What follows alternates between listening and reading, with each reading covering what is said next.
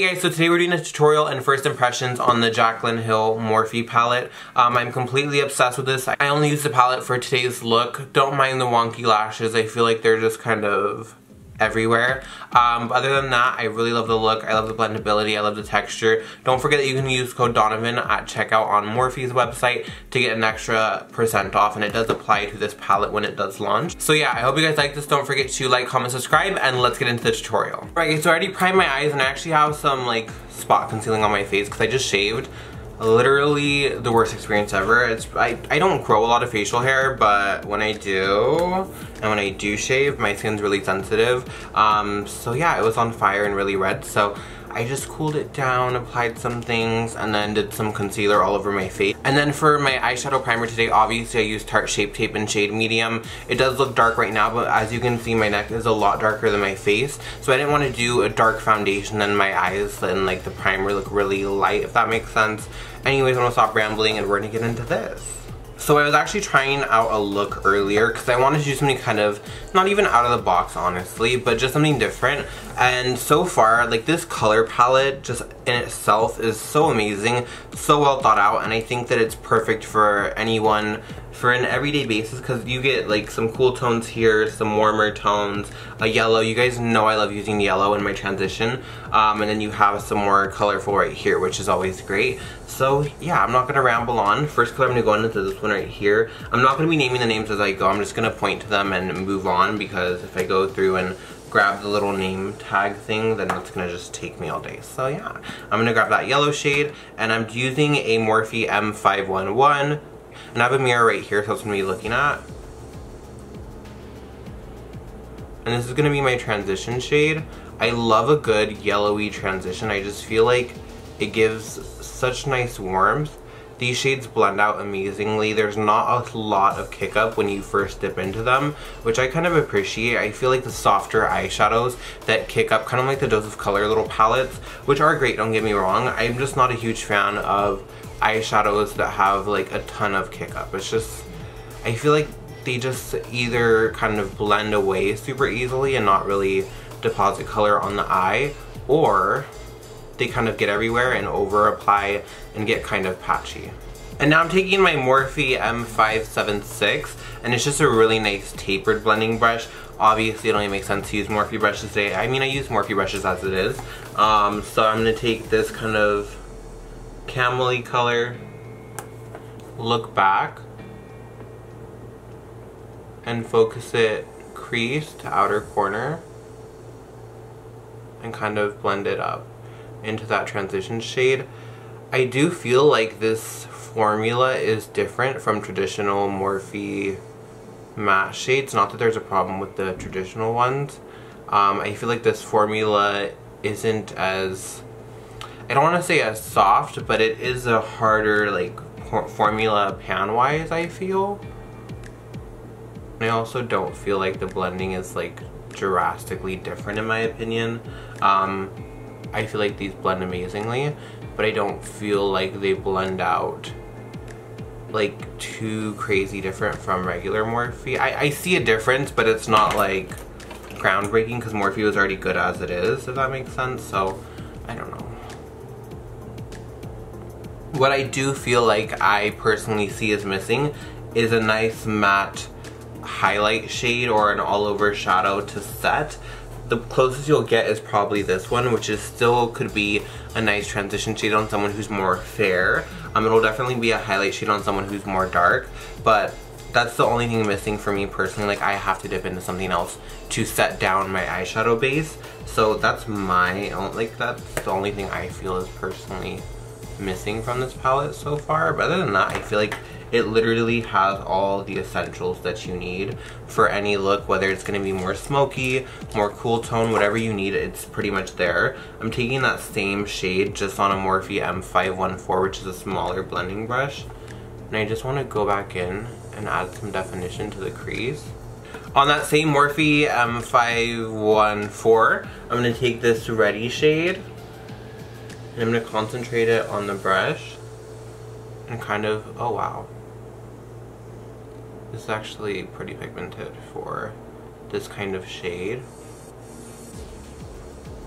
I'm taking this outer corner and kind of smoking it out slowly and then working it up. And now I'm taking this Morphe R39 from the Rose Gold collection in the shade that's right below that ready shade. And I'm putting this right into the crease. Alright guys, so off camera I did a little extra blending. I feel like I almost was over blending these shadows and it was kind of looking like one big blob and not as much depth. So what I found is actually this MAC 221 brush works really well with these shadows. Next I'm going to go into this darker shade and I'm going to start to darken up the crease. We're going to be cutting the crease today. So again, with cut creases, before cutting it, I really like to define the crease and have some depth and just build up that kind of, you know, depth of the crease, and then I cut it, and that's that. So moving on. So now I'm taking my Tarte Shape Tape in light medium and this BH Cosmetics number 11 brush, and I'm going to start to cut my crease.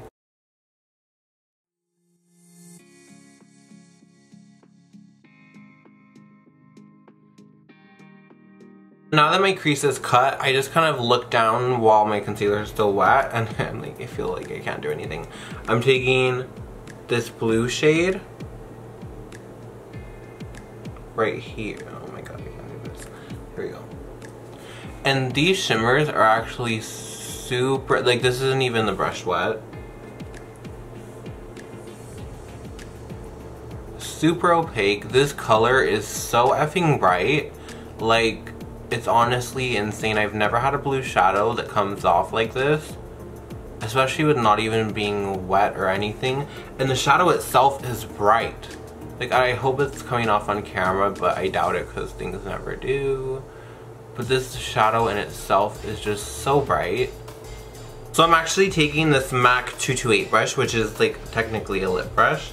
And I'm taking this blue, the same blue shade, and just getting right precise on the line. And I'm taking this really tiny Morphe brush. I'm not sure what collection this is. It's the one with the no names and it looks like this. It was a collection of brushes and I'm taking this bright orangey shade. And what I'm doing with this is a lot of precision work. And I actually go in from above and I go right around that line.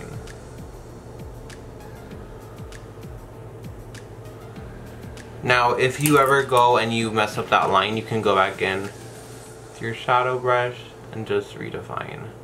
So now, for the sake of trying as many shadows as possible and having some nice transition shades, I'm actually taking this purpley blue shade right here. This shade is so stunning. Like, full pigment right off the bat. I need to do a look with this, but I'm taking it on more of a fluffy brush because I don't want too much pigment right away. And I'm kind of blending it halfway through.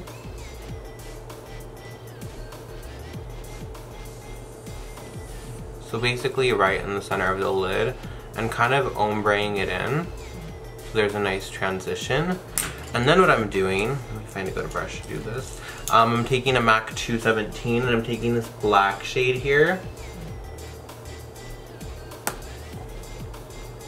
And now I'm gonna deepen up the outer corner and kind of smoke in the half cut crease and get definition, get that nice fade to it. And I'm gonna bring this up a little bit higher, like up to the top of where the cut is.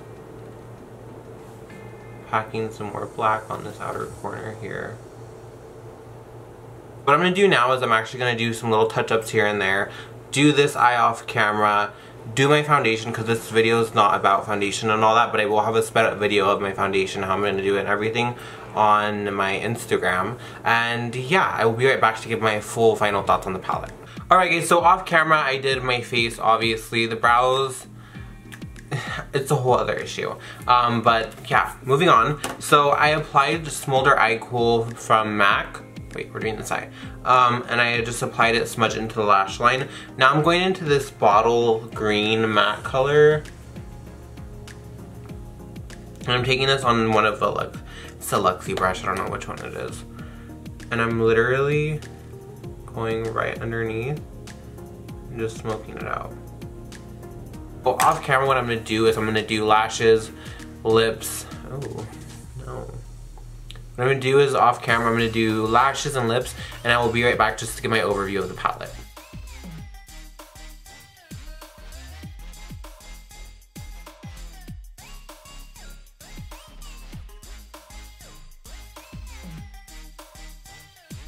Okay, so this is a finished look, and I'm actually really happy with how it turned out, minus these wonky lashes that will not let me live.